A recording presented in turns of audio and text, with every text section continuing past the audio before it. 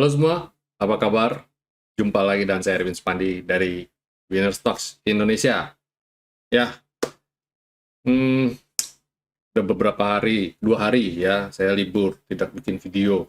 Karena untuk mempersiapkan materi seminar hari ini yang saya bawakan di Unika Atmajaya, Jakarta. Ya, dan pada kesempatan kali ini, karena banyak yang request ya, dan saya tadi tidak sempat rekam, dan saya rasa lebih baik kalau saya buat rekamannya private, buat videonya maksud saya, daripada saya rekam. Kadang-kadang kan kalau kita di waktu sesi itu suaranya kurang jelas, kameranya kurang jelas, atau mungkin ada gangguan lain, at the end nontonnya juga nggak enak gitu. Jadi saya putuskan untuk buat videonya aja, sharing lebih lebih baik ya, lebih jelas.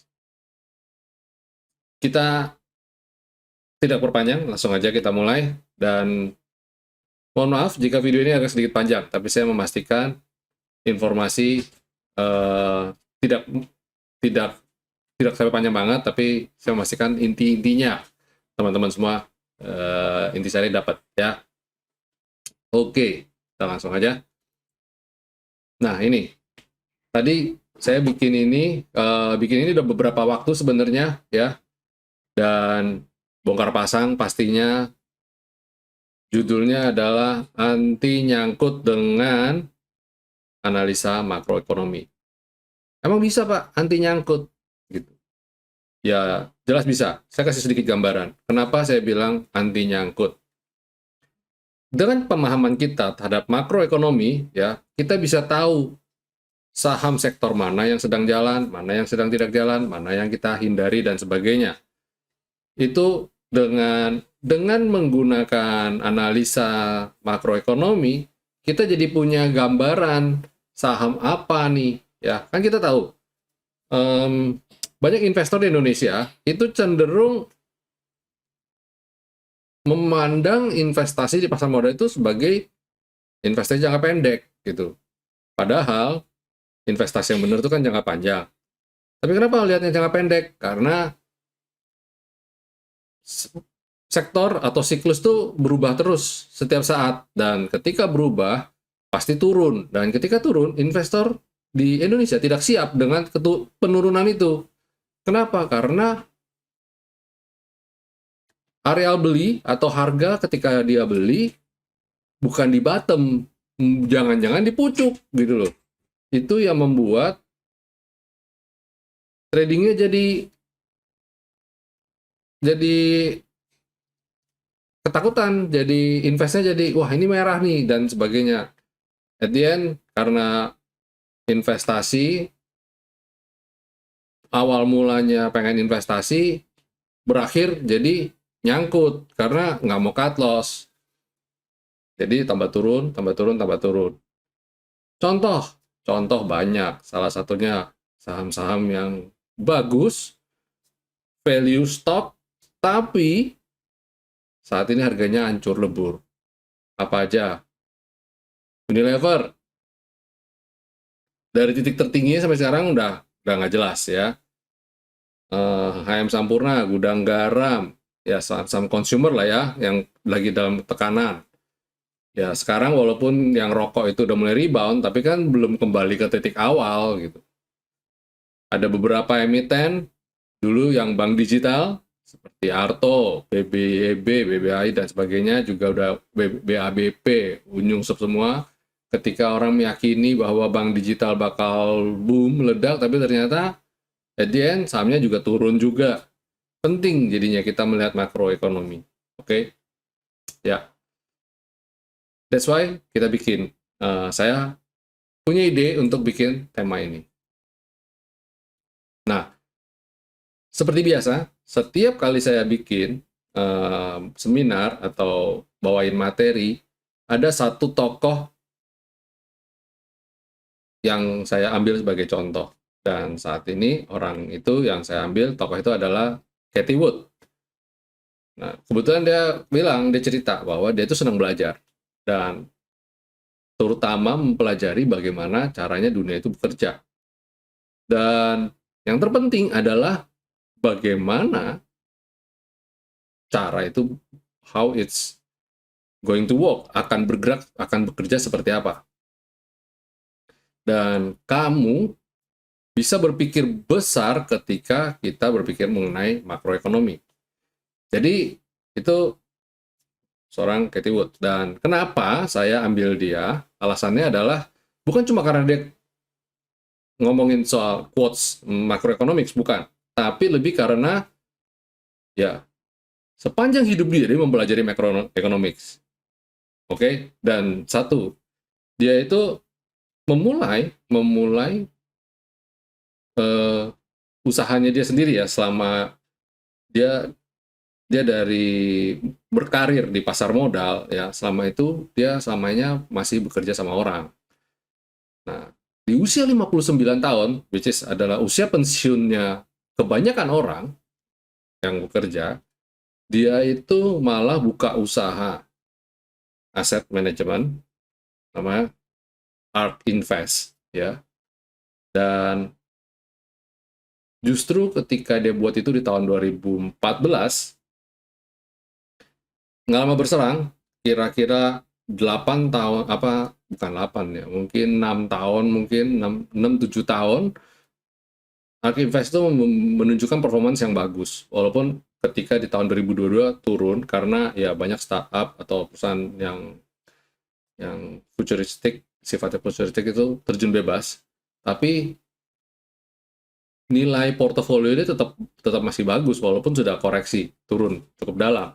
Dan di usianya yang 59, si Katie Wood ini berani invest di perusahaan-perusahaan high-tech, yang mana nggak banyak orang mau invest pada waktu itu, ya. You name it lah, Tesla, terus Zoom, ya. Ya, Zoom kan pandemi baru meledak, tapi dia beli dari sebelumnya loh. Jadi dia sudah tahu, dia sudah bisa memperkirakan perusahaan mana nih kira-kira nih yang bisa bakal boom. Dan itu berkat kejelian dia melihat ekonomi bergerak ya. Dan dia banyak invest di perusahaan-perusahaan yang sifatnya disruptif, seperti biotechnology, artificial intelligence, robotics, genomic, editing, energy storage, big data, blockchain, Bitcoin ya. Salah satu yang bikin tahun 2022 hancur lebur, dia punya salah satu portfolio dari Bitcoin. Terus electric mobility ya, self driving dan lain, terus 3D printing ya. Itu adalah salah sedikit dari perusahaan-perusahaan yang dia invest ya. Nah, Tesla, Zoom ya. Nah, Tesla sendiri ada ceritanya nih. Tesla ini dia itu menemukan bahwa Tesla itu adalah perusahaan yang nanti soon akan boom, meledak ya, dengan nilai yang fantastik. Itu 4 tahun lebih awal dari perusahaan aset manajemen yang serupa. Kita jangan cerita Warren Buffett dan sebagainya. Warren Buffett investnya berdasarkan value investing, sedangkan si Katie Wood ini tidak.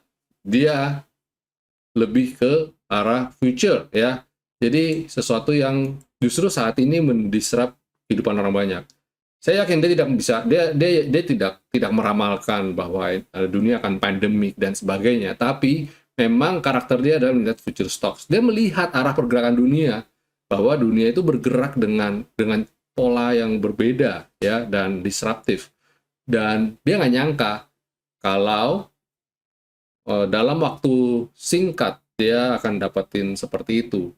Pikirnya bahwa teknologi yang ada saat ini itu sebenarnya masih akan ada, kita nikmatin di 10-20 tahun ke depan.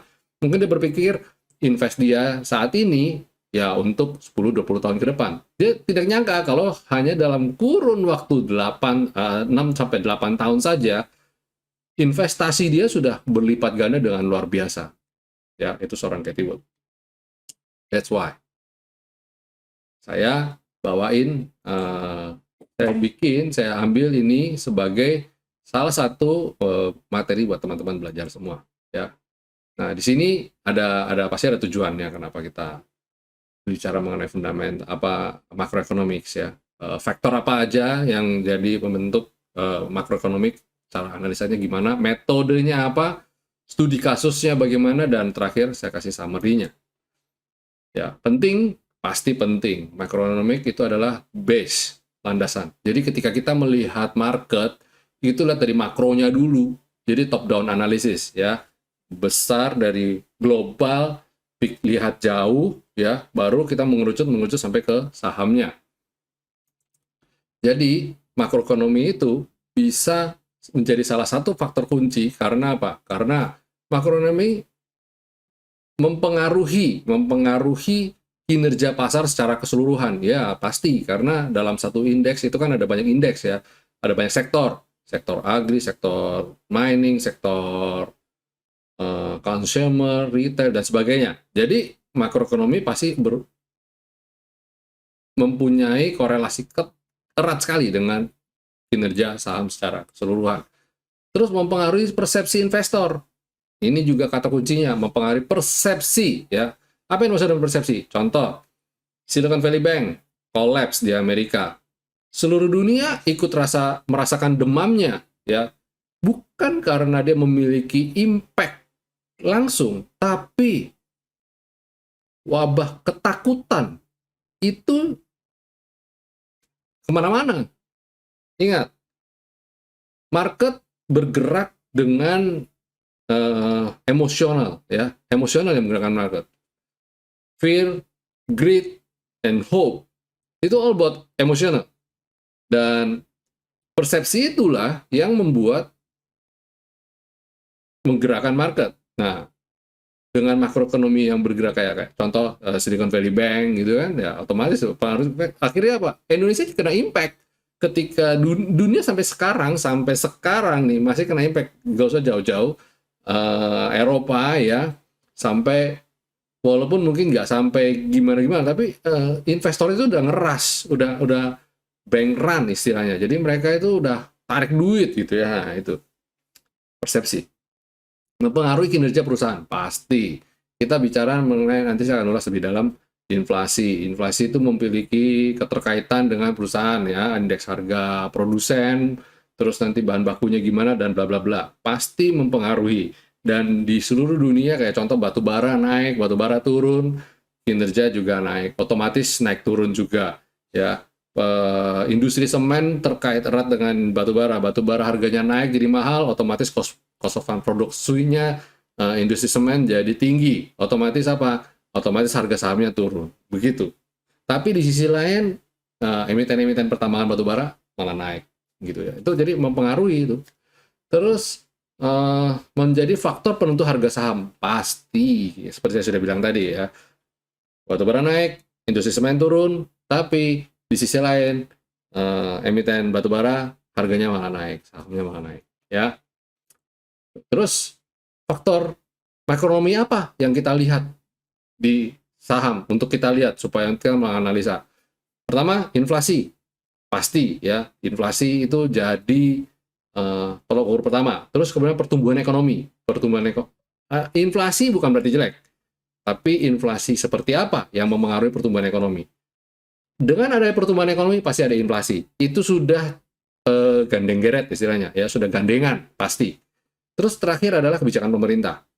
Dengan adanya inflasi, pertumbuhan ekonomi mempengaruhi ujungnya kebijakan pemerintah. Ekonomi harus berjalan seperti apa? Inflasi tinggi, pertumbuhan ekonomi tidak tinggi, pemerintah harus turun tangan. Ya, bagaimana caranya inflasi turun supaya pertumbuhan ekonomi bisa naik? Akhirnya muncul yang seperti biasa sering kita bahas di video-video ulasan saham ya, mengenai the Fed lah, suku bunga naik, suku bunga karena apa? Karena inflasinya lagi tinggi, inflasi tinggi, pengangguran turun ya, job claims naik, data job naik, the Fed lebih agresif, hawkish ya untuk menaikkan suku bunga. Sebaliknya jika inflasi turun tapi penganggurannya tinggi gitu ya, the Fed juga otomatis juga harus berpikir keras bagaimana, apakah harus menurunkan suku bunga supaya perusahaan-perusahaan mau invest, mau dengan turunnya suku bunga otomatis banyak perusahaan mau ambil kredit lagi di perbankan untuk diputerin lagi di market. Jadi kayak gitu. Itu keterkaitan, all about bagaimana ekonomi ini bergerak ya. Terus dalam situasi inflasi tinggi, bla bla bla ya, terhadap pasar saham, otomatis nilai tukar saham jadi turun. Terus laba perusahaan turun dengan inflasi ya. Terus tingkat suku bunga naik. Ini salah satu faktor negatifnya kalau inflasi itu tinggi. Dan welcome to inflation high era ya. Saat ini kita belum tahu rumus apa caranya supaya turunin inflasi. The Fed itu cuma nggak kreatif banget menurut saya. Dia ngotot mau turunin inflasi dan menaikkan suku bunga. Padahal ya imbasnya ya itu tadi, salah satunya investor menyalahkan kebijakan The Fed yang membabi buta naikin suku bunga sehingga membuat SVB, First Bank, First Signature Bank, terus apalagi ya, Credit Suisse ya, nanti ini Das Bank juga mulai ya kayak gitulah, kena masalah semua. Terus memahami indikator inflasi. Kita inflasi apa aja sih? Inflasi pastinya adalah indeks harga konsumen. Segala sesuatu yang berhubungan dengan barang dan jasa yang dikonsumsi oleh rumah tangga itu masuk dalam komponen indeks harga konsumen. Terus kemudian indeks harga produsen. Segala sesuatu yang berhubungan dengan produksi barang dan jasa perusahaan oleh perusahaan itu masuk ke indeks harga produsen. Dan tentu saja terakhir tingkat pengangguran ini nggak lepas ya, nggak lepas dari inflasi juga. Terus kemudian core inflation. Apa yang dimaksudkan core inflation? Core inflation dia memisahkan komponen yang sifatnya volatile, yang sifatnya musiman, hanya momen-momen tertentu saja. Contoh, musim lebaran ini otomatis harga bahan baku naik, ya daging naik, cabai naik, bawang naik, semua naik. Tapi ini sifatnya hanya momentum aja, cuma momen lebaran aja. Serta selesai momen lebaran dia akan turun. Jadi core inflation itu jadi patokan. Jadi orang kadang-kadang bilang, jangan ngomong inflasi sekarang tinggi dong. Ini kan kita memang lagi mau lebaran gitu. Aslinya apakah barang dan jasa semuanya ikut naik juga kah? Nah, terus jadi ada hal-hal yang dikeluarkan dari indeks. Komponen-komponen yang dikeluarkan sifatnya fluktuatif, naik turun. Ya bahan bakar, bahan mentah, energi ya. Jadi ini dikeluarkan, oke? Itu supaya bisa mengukur inflasi dengan lebih akurat. Itu orang bilang core inflation, ya. Terus, apa yang dimaksud dengan pertumbuhan ekonomi? Tadi saya sudah bahas mengenai inflasi, sekarang pertumbuhan ekonomi. Pertumbuhan ekonomi diukur menggunakan berbagai indikator, pasti. Pertama adalah PDB, Produk Domestik Bruto. Terus ada indeks harga konsumen juga, terus tingkat pengangguran, dan indeks kegiatan manufaktur. Terus, nah, sedangkan kalau kebijakan pemerintah, apa aja? Kebijakan fiskal, berhubungan dengan segala regulasi yang bersifat keuangan. Kayak kebijakan fiskal itu seperti perpajakan, ya. Terus kebijakan moneter, suku bunga, dan sebagainya. Terus kebijakan regulasi mengenai aturan seperti kayak pelarangan, ekspor bahan mentah, ya, harus barang setengah jadi dan sebagainya. Ini kebijakan pemerintah yang mengatur supaya ekonomi di dalam negeri bisa terjaga. Itu juga harus kita cermati, ya. Terus kemudian metode riset apa aja yang kita harus gunakan? Sering kali orang kalau melihat ini jadi berpikirnya kaku. Oh, berarti harus pakai salah satu metode aja? Nggak bisa.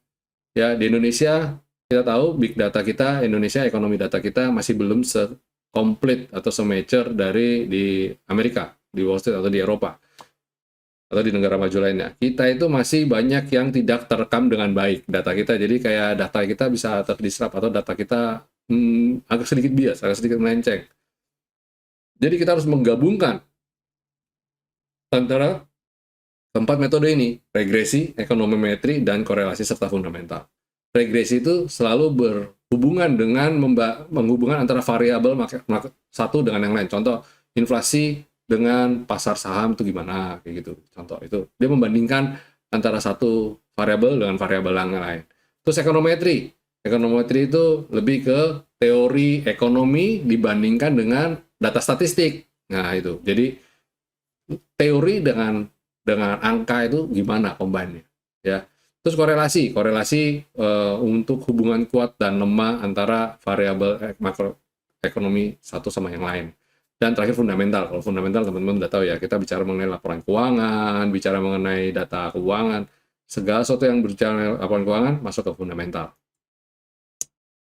Nah, ini Bapak Ibu bisa baca ya. Ini bagaimana sih caranya kita melakukan analisa ya. Contoh analisa regresi industri retail. Nah, kan di musim lebaran, musim masuk bulan puasa ini retail naik. Kita melihat apa aja sih yang memiliki korelasi erat terhadap industri retail berdasarkan analisa regresi. Kita hitung deh. Contoh harga produk, biaya operasional, promosi, dan faktor-faktor lain yang mempengaruhi penjualan. Nah, itu kita lihat tuh, kita masukin. Jadi itu masuk jadi analisa kita untuk lihat sektor ini bergeraknya seperti apa sih. Ya. Jadi kita hubungan antara contoh ya, kita hubungan antara penjualan di industri retail itu bagaimana? Nah, kita lihat ya data penjualan produk selama beberapa periode, per kuartal atau per semester ya, dibandingin dengan musim akhir tahun dengan musim Idul Fitri atau nanti musim anak sekolah dan sebagainya. Itu kita bandingin ya. Terus ekonomi triknya gimana? Kita ngukurnya gimana? Nah, kita predik berdasarkan kondisi seperti inflasi, data inflasi, suku bunga, pertumbuhan ekonomi, kita lihat pengaruh inflasi terhadap penjualan di industri retail, bagaimana, daya beli bagaimana, ya, yang laku barangnya apa aja. Nah, itu kita ngukur di situ. Terus korelasi, kalau korelasi seringkali kita hubungan antara promosi dan penjualan. Promosi dalam satu periode apa aja, terus penjualannya bagaimana, pipeline-nya bagaimana dan sebagainya. Itu kita teliti dari situ ya. Jadi strategi pemasaran seperti apa yang bagus nanti itu akan masuk apa tuh, kalau kita lihat perusahaan ini apakah sudah penerapan promosi udah tepat apa belum gitu, dan mempengaruhi kinerjanya bagaimana, korelasi. Dan terakhir fundamental tentu aja berbicara mengenai laba bersih, pendapatan, ROI, margin keuntungan, valuasi, semua di situ ya. Tren dalam satu kurun waktu, bandingin antara price earning-nya, rasio bagaimana, book value-nya bagaimana, marginnya keuntungan bagaimana, itu semua ada di fundamental ya. Itu di industri retail. Terus ada beberapa saya contoh, Bapak Ibu bisa lihat di materi saya yang saya bagikan di grup ya. Silakan cek ya. Nah, jadi dalam melakukan metode analisa makroekonomi ya, kita kombinasikan metode-metodenya. Nah, itu bisa kita mempunyai pemahaman yang holistik terhadap semua industri apa aja. Ya, biasa ada satu keterkaitan erat antara industri yang satu dengan yang lain. Contoh, otomotif nanti masuk ke EV, electric vehicle masuk ke komoditi sektor basic yang mana berhubungan dengan komponen pendukungnya seperti nikel ya, tembaga ya. Terus habis itu masuk lagi ke industri alat berat kayak supply pertambangannya bagaimana, terus nanti masuk lagi. Jadi itu saling keterkaitan ya, tidak bisa lepas sendiri ya.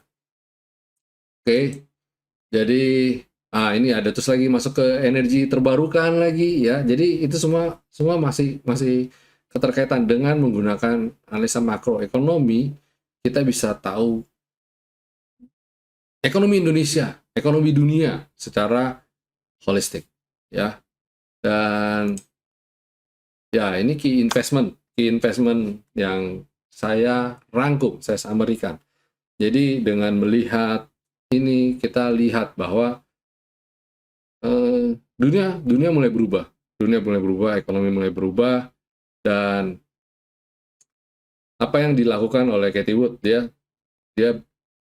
bertaruh di inovasi. Dia cari perusahaan yang banyak berhubungan dengan inovasi. Kita cari perusahaan Indonesia, perusahaan-perusahaan mana yang melakukan terobosan-terobosan baru, inovasi-inovasi baru, berpikir kreatif untuk bagaimana ini market sudah berubah, pola behavior human berubah. Jadi dia mulai cari.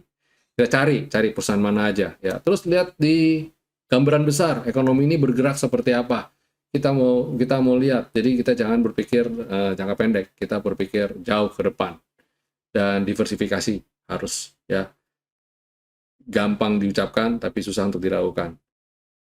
Karena tidak semua perusahaan di Indonesia memiliki GCG yang baik, dan kita harus, nggak semua kita bisa gampang aja pilih. Dan beberapa perusahaan ada di dalam satu sektor yang bagus, jadi kita mesti pintar-pintar memilah-milah. Tapi diversifikasi itu tetap harus dilakukan ya. Jangan taruh telur dalam satu keranjang, itu udah rule number one dari diversifikasi. Kemudian knowing the risk. Ketika kita berinvestasi di perusahaan-perusahaan yang berhubungan dengan masa depan, pasti ada resikonya. Kenapa? Karena seringkali fundamentalnya kurang bagus saat ini, ya. Contoh kayak Arto, perusahaan bank-bank digital lainnya turun, terus lagi Goto, buka, ya, teknologi, laporan keuangan juga lagi merah. Jadi resikonya ada, dan bisa besar, bisa kecil. Intinya adalah kita harus tahu resikonya. Dan makanya penting teman-teman untuk meracik portofolio. Bagaimana sih supaya ada yang komponen kecil atau komponen besarkah yang masuk ke saham-saham yang berbau teknologi, berbau future stock tadi.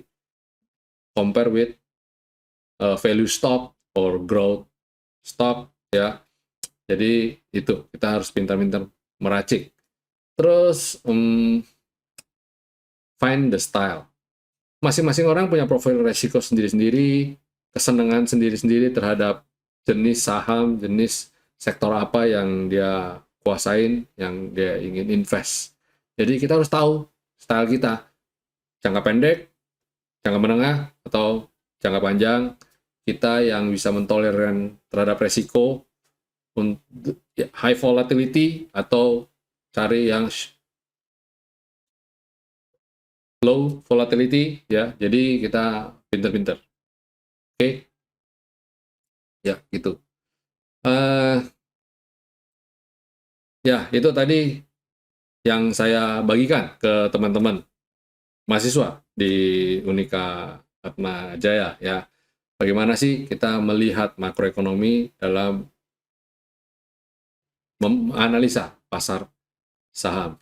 Semoga apa yang saya bagikan ini bisa menjadi pijakan, jadi dasar buat teman-teman semua untuk bisa melakukan analisa, ya, melihat market secara holistik, secara keseluruhan. Nanti setelah kita lihat yang besar, kita lakukan top down analisis, ya, dari atas turun ke bawah, dari makro, dari keseluruhan turun ke sektor turun ke saham, ya. Saham kita tinggal pilih-pilih. Oke, yes, itu semoga apa yang diberikan bermanfaat, berguna, ya. Dan yes, kita masuk ke segmen berikutnya, yaitu market review, ya. Bagaimana dengan IHSG hari ini di tengah saya lagi bawain seminar. Nah, tanggal 20, ingat ya, waktu long weekend kemarin, ya, tanggal 21 saya udah buat video untuk tanggal 24, ya. Dan waktu itu di sini saya buat video, belum ada ini. Dan kita gambarin target. 6750, kemudian 6825, dan terakhir 6875. Saya bilang kemungkinan naik, dan pertama ke 6750 dulu, dan kemudian ke 6825. Persis, angkanya nyampe semua.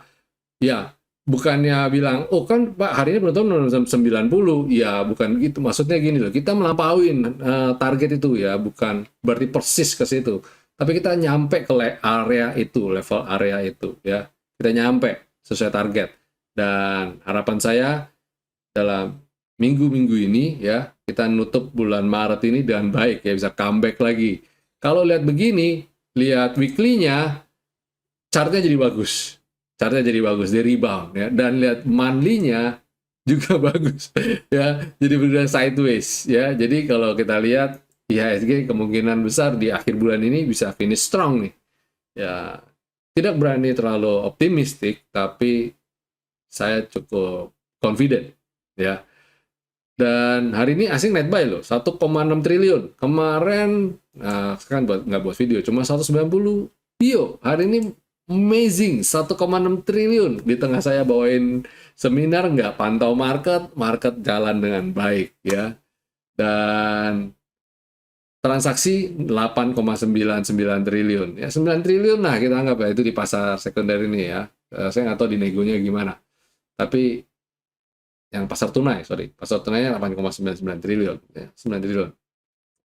Oke, terus bagaimana dan sektoralnya? Coba kita cek. Wow, IDX Basic sama ya. Ini saya juga ngomong di tanggal ini ya, dan lihat, cakep banget ya. At the bottom dan dia rebound. Terus habis itu sektor consumer cyclicals, cakep semua nih. Wah gile, keren, keren, keren. Ini saya hat trick nih ya, semua sektor semua. Apakah berkat algoritma baru? I don't know, tapi ya I hope so ya. Sektor finance juga cakep ya, rebound ya, nice. Terus healthcare, wow, nice juga, cakep juga ya. Dia lagi disupport ya. Jadi menarik ya, dia tertahan naik terus gini. Nah, ini areal buy. Kalau yang lain-lain kayaknya udah rebound dari mana. Ini masih ya oke lah ya, kalau lihat chart kayak gini kita masih seneng lah.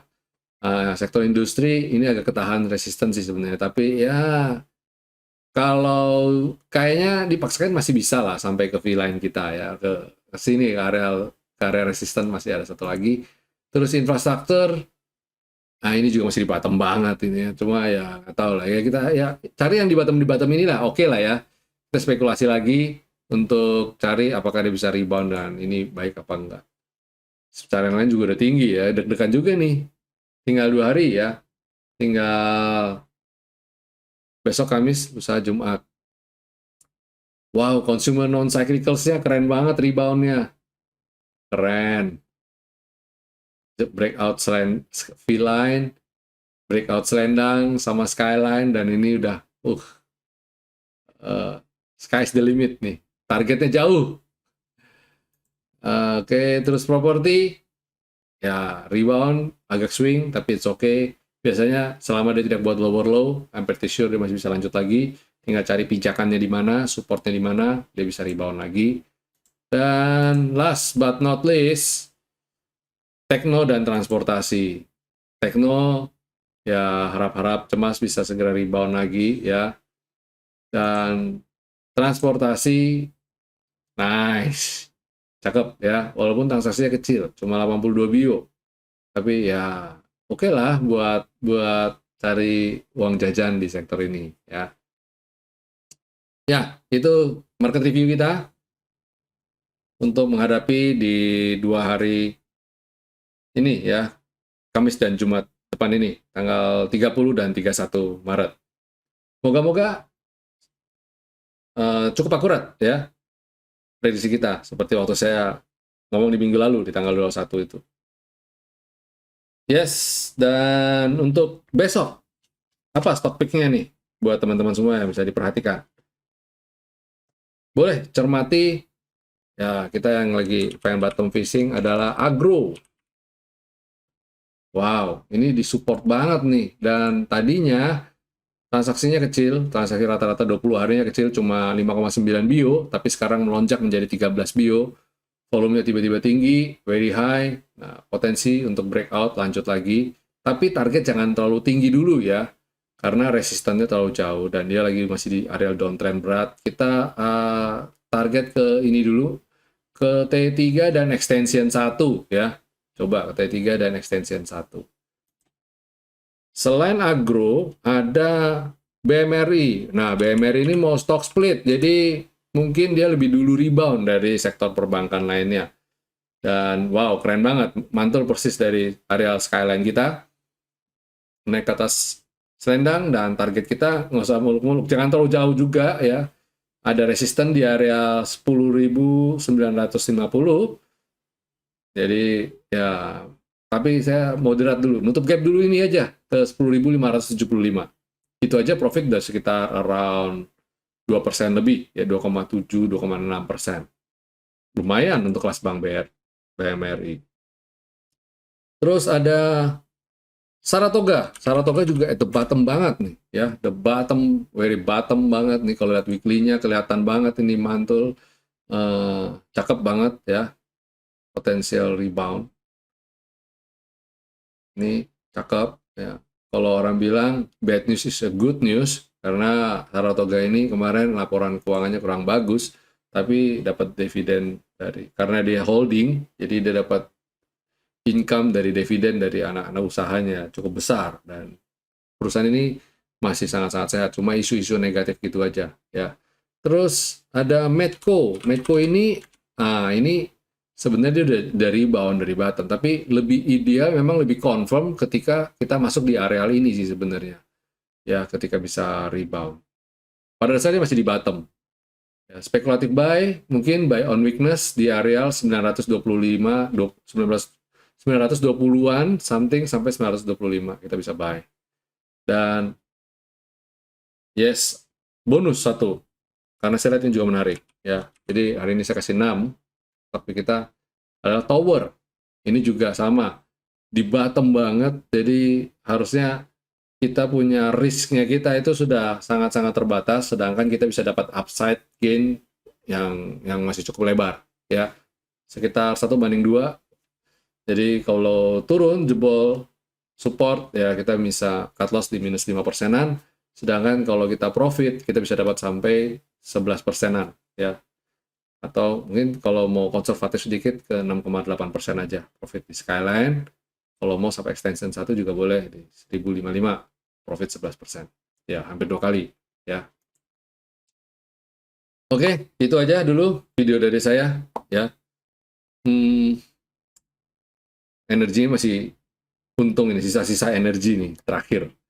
Semoga apa yang saya bagikan bisa jadi modal buat teman-teman semua di akhir minggu ini. Oke, sampai jumpa semuanya. Senang bisa berbagi. Stay safe, stay healthy, and God bless you all. See you.